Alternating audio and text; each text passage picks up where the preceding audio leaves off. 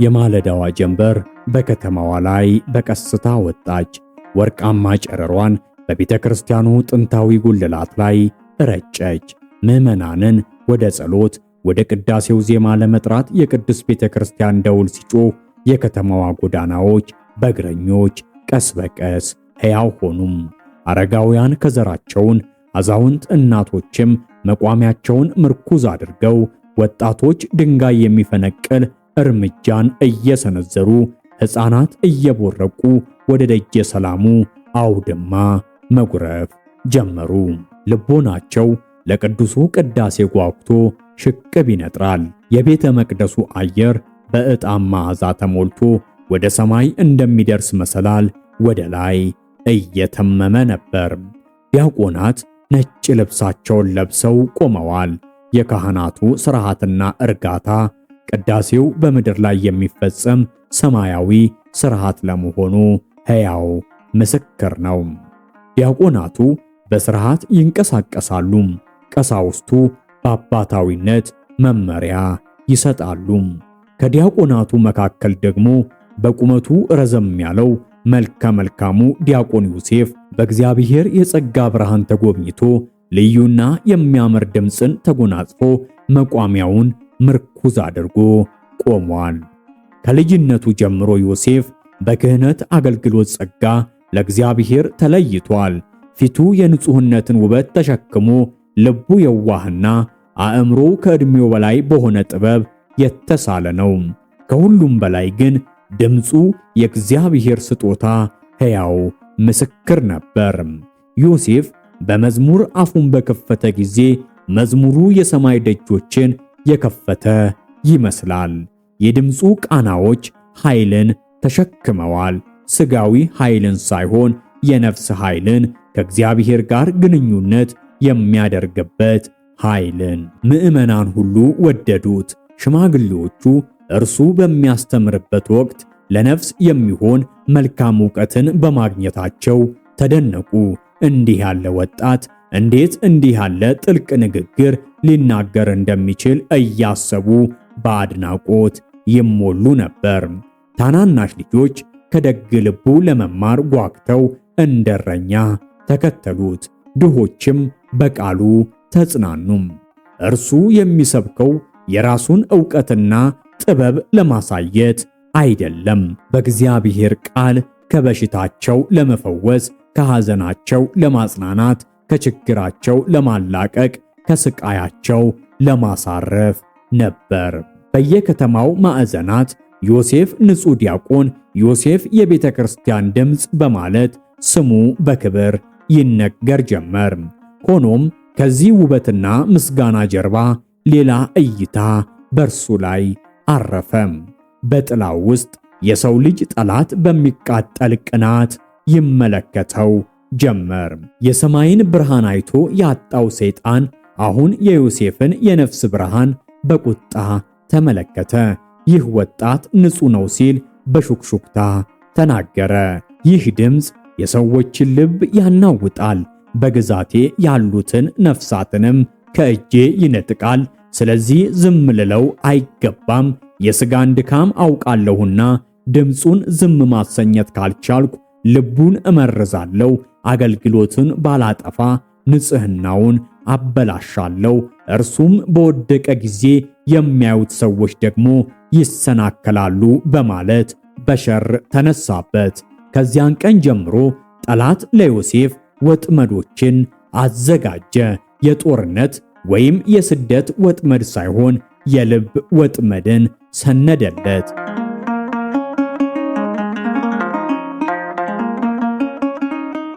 ሰይጣን ቅድስና በእሳትና በሰይፍ ሲጠቃ እየጠነከረ እንደሚሄድ ያውቃል። ነገር ግን ቅድስና በምኞት ሲነካ ይንቀጠቀጣል። ሊቀ ዲያቆናት እስጢፋኖስን በማስወገሩ ክርስትና በትርፍ እንደተሞላች ያውቃልና ዲያቆን ዮሴፍን በድንጋይ ሊያስወግረው ወይም እስር ቤቱ ውስጥ ሊያወርደው አልፈለገም።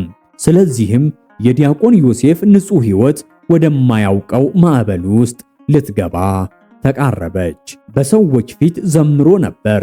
አሁን ግን በመላእክትና ባጋንንት ፊት ሊፈተን ተሰናዳም። የተሳለው የንጽህና ስለት ለእግዚአብሔር ያለው ፍቅርና የነፍሱ ጥንካሬ በቅርቡ ሚዛን ላይ ይቀመጣሉ። ከተማዋ አሁንም እንደ ብርሃን አየችው። ቤተ ክርስቲያን አሁንም እንደ መልአክ ትሰማዋለች። ነገር ግን ከማይታየው ዓለም ጦርነት ተጀመረም። የዮሴፍ የአገልግሎት ዘመን እንደ ፈሰሰ ውሃ ተንቀሳቀሰም። በየማለዳው በመሠዊያው ፊት ሲቆም ነጭ መጎናጸፊያው ከዕጣን ብርሃን ጋር ያበራል። ድምፁ መበለቶችን የሚያጽናና፣ የደከሙትን የሚያበረታና ልጆችን ወደ ደስታ የሚመራ መዝሙራትን ከፍ ያደርጋል። ዛሬ ግን ከመሠዊያው በወረደ ጊዜ ነፍሱ ወደ ብርሃን አልተጓዘችም። ነገር ግን እንደ ኢዮብ ወደ ፈተና ቋት ገሰገሰች። ቤዛ ውበቷ ከሐር በታች እንደ ተደበቀ እሳት የሚያበራ ተወዳጅ ሴት ናት። ቃላቶቿ ውብና ማራኪ ቢሆኑም በሥጋ ፍላጎት ግን በተደጋጋሚ የተፈተነች ሴት ነበረች። መልኳ እንደ ፀሐይ ያበራል፣ ድምጿ እንደ ቀጭን ንፋስ ወደ ጆሮ ኩልል ይላል። በቀይና ውብ መልኳ ላይ ነጩን ነጠላ ስትጎናጸፍ ደግሞ አድማስን ተሻግራ የምታበራ ኮከብ ትመስላለች። የሚያዩት ወንዶች ሁሉ በመልኳ ይማረካሉ። እናቶች ከዓይን ያውጣሽ፣ አባቶች ፈጣሪ ያሳድግሽ እያሉ ያሳደጓት ደገኛ ሴት ናት። ነገር ግን ልቧን የማረካት አብራው የተማረችው አቤል ብቻ ነበር።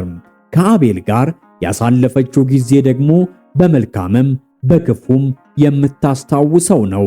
አብረው በነበሩበት ጊዜ ከቤተ ክርስቲያን መራቋንና ለሥጋዊ መሻቷ መሸነፏን በክፉ ለሱ የነበራትን አዘኔታና ፍቅር ደግሞ በመልካም ታስታውሳቸዋለች። ይሁን እንጂ ከአንድ ዓመት የፍቅር ቆይታ በኋላ ከቤተሰቦቹ ጋር ከሀገር ሲወጣ የሁለቱም ግንኙነት እዚሁ ላይ አበቃም። ለረጅም ጊዜ ማንንም ወንድ ሳትቀርብና ሳታቀርብ ቆየች። አሁን ግን ዓይኖቿ ዲያቆን ዮሴፍ ዓይኖች ላይ አረፉ። ነገር ግን ዲያቆን ዮሴፍ ቁጥብና ዝምተኛ ስለሆነ በቀላሉ ልትቀርበው አልቻለችም። ይሁን እንጂ ቀስ በቀስ ቀረበችው። መጀመሪያ ላይ በሕዝብ ፊት ወንጌልን ሲያስተምር ለድሆች ምግብ እያመጣች በአክብሮት፣ በፍቅር፣ በትህትና ቀረበችው። ቅዱሳት መጻሕፍትን ሲያነብ የምትማር መስላ በዝምታ ቆመች። በዝምታዋ ውስጥ ግን የሷን ፍቅር እንዲያስተውልላት ወደ እግዚአብሔር ትጸልይ ነበር። አንድ ቀን አመሻሹ ላይ ፀሐይ ለመጥለቅ ስትሰናዳ የሰርክ ጉባኤ ሊጀምር ካህናቱ አውደ ምሕረቱ ላይ ቆመው ጸሎታቸውን በግዞታ ሲያደርሱ ዲያቆን ዮሴፍ ዜማውን ከደመና በላይ ሲልከው ቤዛ ከነጠላዋ በላይ የሚያበራ ፊቷን በነጠላዋ ተጎናጽፋ ራቅ ብላ ቆማ ትመለከተው ጀመር። ዛሬ ዲያቆን ዮሴፍን ደፈር ብላ ልታናግረው ቆርጣ መጥታለች። የሰርክ ጉባኤውን ወንጌል አስተምሮ ከጨረሰ በኋላ የጉባኤው ማጠናቀቂያ ጸሎት ደርሶ መዝሙር ተከፈተም። ዮሴፍ ነጠላውን መስቀለኛ እንዳጣፋ የግል ጸሎቱን አድርሶ ከቅድስት ቤተ ክርስቲያኗ ቅጽር ወጣም። ቤዛ ከኋላው ተከተለችውና በሎሳስ ዲያቆን ዲያቆን ብላ አስቆመችው። እሱም ዞር ብሎ ቤዛ እንዴት ነሽ? ሰላምታ ተለዋወጡ። የቤዛ ፊት ላይ ፍርሃትና ግራ መጋባት ይስተዋልባታል። ዲያቆን ዮሴፍ ይህንን ፍራቻዋን አስተውሎ ምን ነው ሰላም አይደለሽም እንዴ አላት። እሷም በመጠኑ እየተንተባተበች አረ ደህና ነኝ ማለቴ ሰላም ነኝ ሰላም አለችው። ከዚህም በኋላ የተወሰነ መንገድ አብረው ከተጓዙ በኋላ እንዲህ ስትል ፍራቻዋን ሰበረችው። ዲያቆን አንተ በድምፅ ብዙ ሰዎችን ትፈውሳለህ፣ ነገር ግን እኔን በሽታ ሲዘኸኛል፣ በሽተኛ አድርገኸኛል። እሺ አሁን ማን የሚያድነኝ? ይህንን ስትለው የዮሴፍ ልብ ተንቀጠቀጠ። ምን እያለች እንዳለ ማወቅ ተሳነው። አልገባኝም። ስለምን በሽታ ነው የምታወሪው? አላት ምላሿን ለማወቅ እየጓጓ። እሷም በከፊል ከፍራቻዋ እየተላቀቀች ስለ ፍቅር በሽታ አለችውና አይኑን እየተመለከተች ቆመች። እርሱም ደንግጦ የያዘውን መጽሐፍ ቅዱስ ወደ ደረቱ ጠጋ አድርጎ አጥብቆ ያዘው። ስለ ድፍረቴ ይቅርታ፣ ምላሽ ግን ምንም ይሁን ምን አሳውቀኝ ብላው ድንገት ጉንጩን ስማው ወደ ኋላዋ ተመልሳ በፍጥነት መራመድ ጀመረች። ዮሴፍ በቆመበት ቦታ ላብ ሲያጠምቀው ታወቀው። ሰው አይቶን ይሆን በማለት በአራቱም አቅጣጫም ማተረም። ከዚህ ቀደም ስላሳለፈችው ሕይወቷ የነገረችውን ሲያስታውስ ደግሞ የቀድሞ የሷ ፍራቻ ወደሱ ተጋባም። ዲያቆን ከድንግል ሴት በቀር እንደማያገባ፣ የድቁና ጥሪ ደግሞ ምድራዊ ሳይሆን ሰማያዊ፣ ሥጋዊ ሳይሆን መንፈሳዊ፣ የሰው ሳይሆን የክርስቶስ ጥሪ እንደሆነ ጠንቅቆ ያውቃል። ሆኖም በድምጿ ውስጥ ያለውን እንባ በሐዘኔታ ውበቷም በፍቅር እንዳይማርከው ከመፍራት አልታደገውም። የሳመችው ጉንጩን እየዳሰሰ ርኅራኄው ከክህነቱ ጋር እየታገለ በዚያች ሌሊት መተኛት አቅቶት ሲገላበጥ አደረ።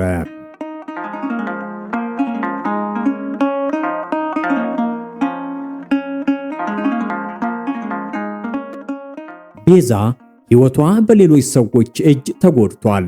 በልጅነቷ በጋብቻ ቃል ተታላ በኀፍረት ወድቃለች። ስልጣን ያላቸው ሰዎች ተሳልቀውባት፣ ሌሎችም ተጠቅመውባት፣ ራሳቸውን ጻድቅ ያደረጉትም የሐሜት ድንጋይ ወርውረውባት፣ የከተማዋ ጥግ ሁሉ ስሟን በንቀት አንስቶ ያውቃል። ያለፈው ጊዜዋን እንደ ሰንሰለት በእግሮቿ ላይ ተሸክመዋለች እና እያንዳንዱ እርምጃዋ የማይታዩ ቁስሎቿን ያስታውሳታል። የቤዛ ሕይወት ለኃጢአት ቤዛ ነበር። ውበቷ እስር ቤት ሆነ። ለዚህም ነው ዲያቆን ዮሴፍን ለፍቅር ብቻ ሳይሆን ለነጻነት የፈለገችው። ዮሴፍ የፍቅር ጥያቄዋን ቢቀበላት በነፍሷ ላይ ያለው እርግማን እንደሚሰበር አምናለች። ፍቅሯ እውነተኛ ነበር። ነገር ግን ከስሩ የተስፋ መቁረጥ ስሜት፣ የማይታይ ሰንሰለት፣ የማይጠገብ ረሃብ ነበረበት። ዮሴፍ በተለየ መንገድ ያያት ጀመር። በመጀመሪያ ፈተና እንደሆነች አሰበ። ትንሽ ቆይቶም የሷን የስቃይ ሕይወትና መከራ ያብሰለስል ጀመር። ይህ ግን ፈተናውን የበለጠ አጠነከረው። እምቢ ካላት ለበለጠ መከራ ሊፈርድባት ነው። እሺ ካላት ደግሞ ክህነቱን ሊያጣው ነው። ይህ እንዲሆን ደግሞ ፈጽሞ አይፈልግም። ቀናት ወደ ሳምንታት ተለወጡ። የቤዛም ስቃይ ጨመረም። አንድ ቀን በሰርክ ሰዓት ወደ ቤተ ክርስቲያኑ ደጃፍ መጣች። ዲያቆን ዮሴፍ እንደተለመደው አውደ ምሕረቱ ላይ ነበር። በእጇ በከፊል በእንባ የራሰ ብጣሽ ወረቀት ይዛለች። ጽሑፉም ዮሴፍ ሆይ ማዳንን እንደምትሰብከው ሁሉ እኔንም ከዚህ ስቃይ አድነኝ የሚል ነበር። ይህንን ጽሑፍ በአንድ ሕፃን ላከችለት። ዮሴፍ ደብዳቤውን እንዳነበበው በድንጋጤ ተሞልቶ ተርበተበተም። ወረቀቱንም ጨምድዶ ኪሱ ውስጥ ከተተው። እንደምንም ብሎ የአውደ ምሕረቱን አገልግሎት ከጨረሰ በኋላ በፍጥነት ወደ ስልኳ ደወለ። ስልኳ ግን ዝግ ነበር። ደጋገመላት፣ አይሰራም። በምን መንገድ አግኝቷት ሊያወራት እንደሚችል አለማወቁ ደግሞ ይበልጥ ግራ አጋባው። እንድትደውልለትም ቴክስት አስቀመጠላት። እሷ ግን ሳትደውልለት ስልኳንም ሳትከፍተው ውላ አደረች። ዮሴፍ በጭንቀት ውቅያኖሱ ውስጥ መዋኘት ጀመረም። የንስሐ አባቱም ስቃዩን አይተው መከሩት። ልጄ ስለትህን አስብ፣ ንጽሕናህ ለብዙዎች ብርሃን ነው። አንድም ጥላ የክህነት እሳቱን እንዳያጠፋብህ አደራ። በሴት ልጅ ተፈትነክ እንዳትወድቅ፣ እንደ አባታችን አዳም እንዳትሆን ተጠንቀቅ አሉት። ዮሴፍ ግን በልቡ ስለሷ አይገደኝም ማለት ነው ሲል ራሱን ጠየቀም። እናም ትግሉ እየከበደ ሄደ። የዮሴፍ ሥጋ ከጾም የተነሳ ጠወለገ፣ ዓይኑም በእንባ ደከመ። ቤዛም ተሰቃየች።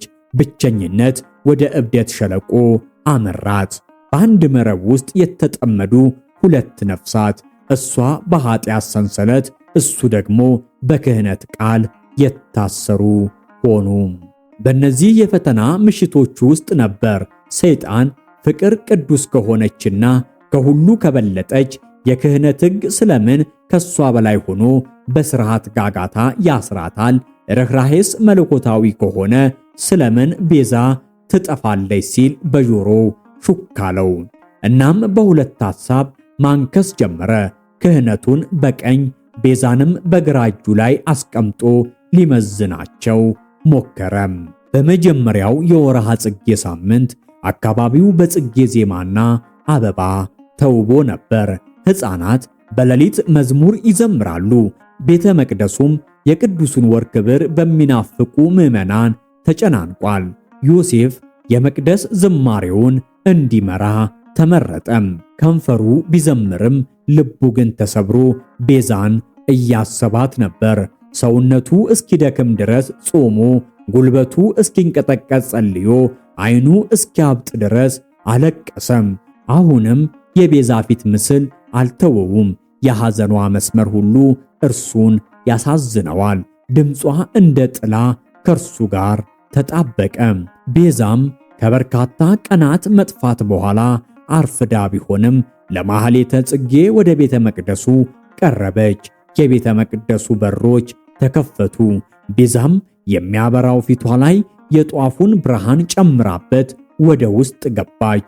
ዮሴፍ በመሠዊያው አጠገብ ቆሞ በአስገራሚ ድምፁ ድንግል ማርያምንና ልጇን እያወደሰ ነበር።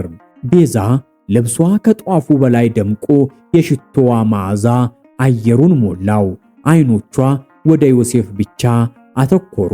አንዳንድ ምዕመናን በውበቷ ሲገረሙ፣ ዮሴፍ ግን መከራዋን አይቶ ተንቀጠቀጠ። ዓይኗ ውስጥ ትዕቢት ሳይሆን የድህነት ጩኸት ያስተጋባል። በዚያን ጊዜ የሰይጣን ሹክሹክታ ከመዝሙሩ በላይ ጮኸም። እጇን ይዘህ አክሊልህን አንሳ፣ ምሕረት የሌለበት ንጽሕና ምንድነው አለው። ዮሴፍ ተንገዳገደ።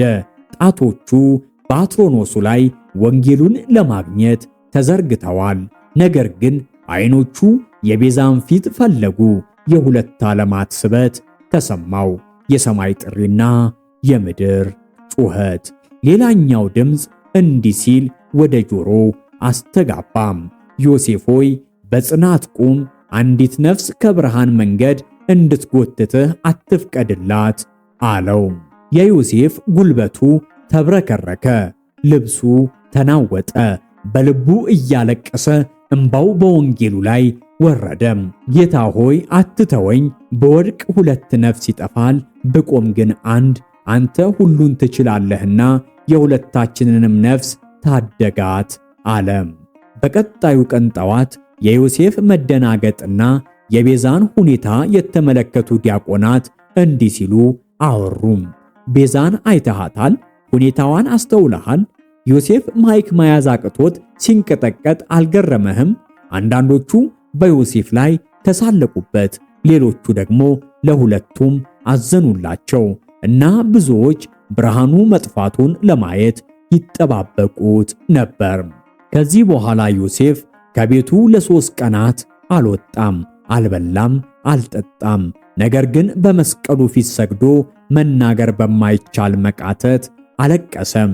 ልቡ በሁለት እሳቶች መካከል ተቀደደ።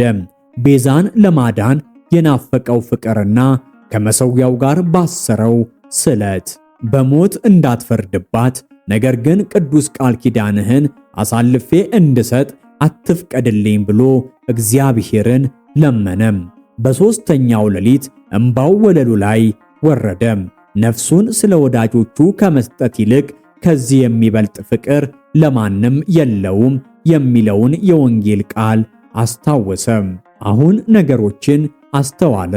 መዳን ቃሉን በማፍረስ ወይም በጭካኔ መካከል ሳይሆን ነፍሱን ቤዛ አድርጎ በማቅረብ እንጂ በሥጋ ፍቅር እንዳልሆነ ይበልጥ አስተዋለ። በዚህ ጊዜ ቤዛን እንዳጣት አወቀ። የኔ ሙሽራ ልትሆን ካልቻለች የክርስቶስ ሙሽራ ትሁን፣ ኃጢአተኛዋ ሴት ከእግርህ በታች ስትደፋ እንደማርካት ቤዛም ምሕረትን ታገኝ ብሎ ጸለየ።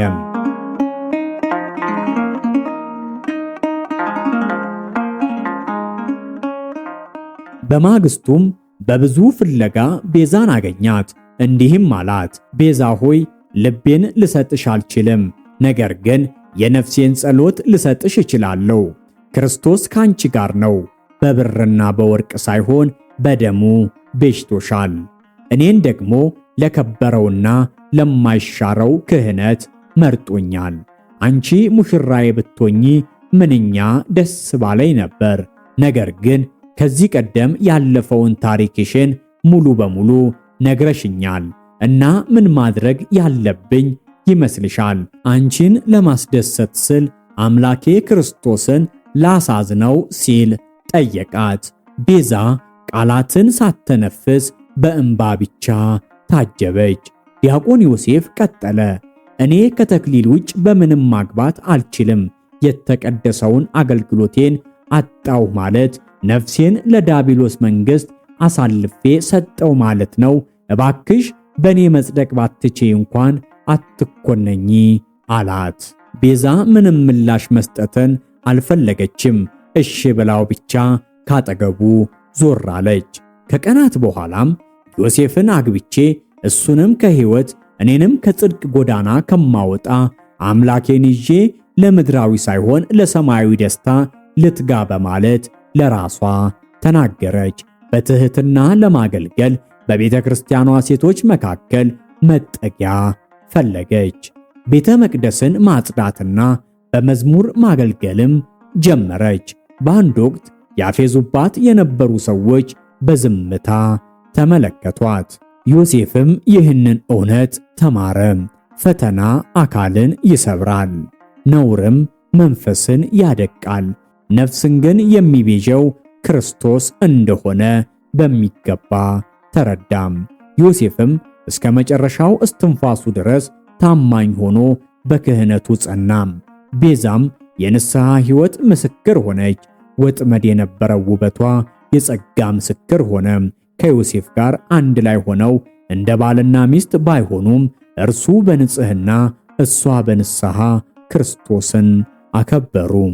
ሁለቱንም ሊያጠምድ የነበረው ዳቢሎስም ኃይሉ ከንቱ ሆኖ ተሸነፈ።